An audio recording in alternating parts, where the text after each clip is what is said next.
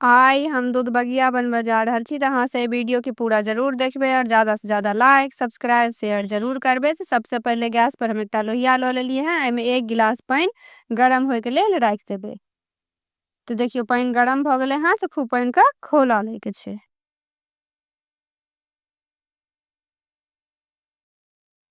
जहन एते पानी गरम भ जेते तहन एमे चावल के आटा से खसा देबे, चाउर के आटा, अरवा चाउर के आटा से खसा देबे।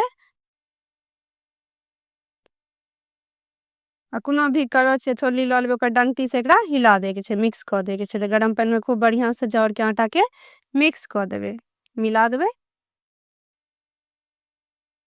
तो देखियो खूब बढ़िया से मिला देलिए हैं।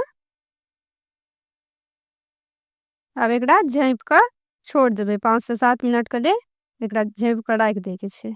अब ढक्कन हटा के 5 मिनट के बाद एकरा एकटा बर्तन में सबटा आटा के निकाल लेबे। एकदम से ठंडा नहीं करे के आटा के छै, जहन कनी गुनगुने रहते हल्का गरम में रहते तखने आटा के सान लेबे। जेना रोटी के आटा सानै छियै तहिना आटा के सान के ल ले के छै।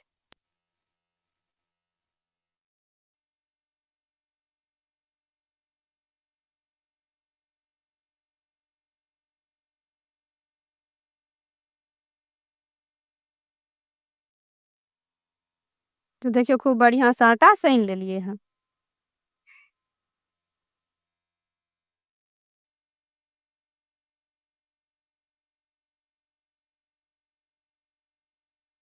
अब वो आटा साइड में रख देलिए हैं। गैस पर हम फिर एगो लोहिया ले लेलिए हैं, एमे हम दूध द देबे। तो 1 कप दूध, 1 लीटर लगभग दूध द दे के छै। फुल क्रीम दूध लेबे तो बहुत सुंदर बन के तैयार हेते। अभी आटा जे सान के रखने छलिए से आटा ल लेबे। जखन तक दूध गरम होय छै तहन तक आटा के बना लेबे। तो लोई पहले छोट छोट क के काट ले के छै, छोटकी छोटकी, या जते पैघ छोट बनेबे ओही हिसाब से लोई काट ले के छै।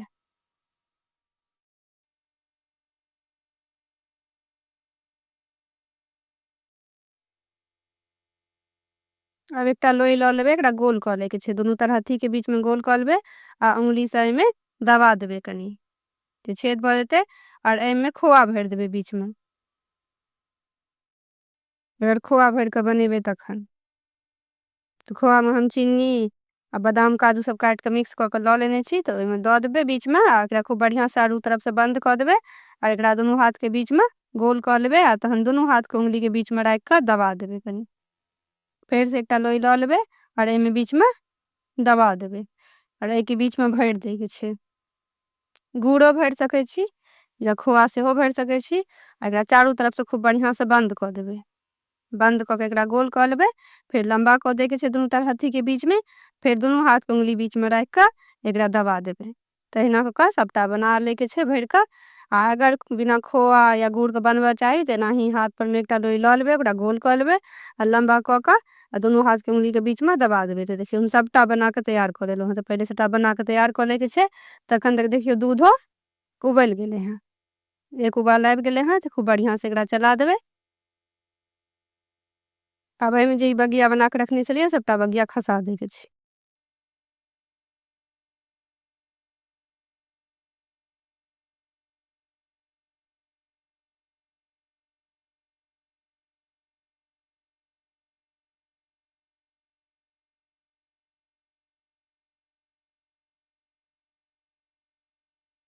तो सबटा बगिया देला के बाद एकरा हल्का हाथ से करछुल से कनी हिला देबे या चम्मच से एकरा हिला दे के छै। एकरा कम आंच पर में 10 मिनट पाके के लेल छोड़ देबे, जैसे दूधो गढ़ा जेते और बगियो खूब बढ़िया से सिद्ध भ जेते। तो बीच बीच में चलबैत रहे के छै।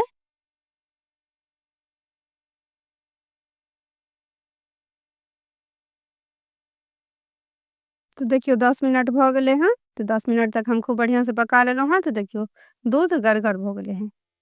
जहन एते दूध गढ़ा जायत तखन एमे ड्राई फ्रूट काट के द दे के छै, काजू बादाम किशमिश नारियल घिस के से द सके छियै। अब 2टा इलायची के सेहो कूट के ल लेलिए हैं, तो इलायची द देबे।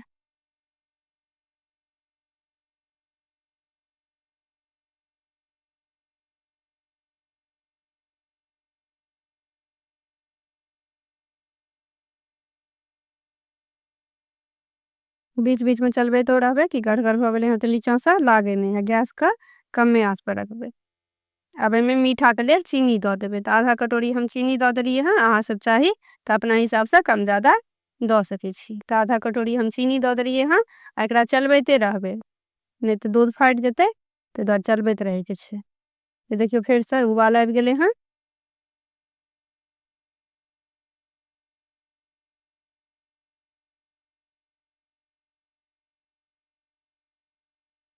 तऽ देखियौ ई बगिया बनि कऽ तैयार भऽ गेल दूध बगिया।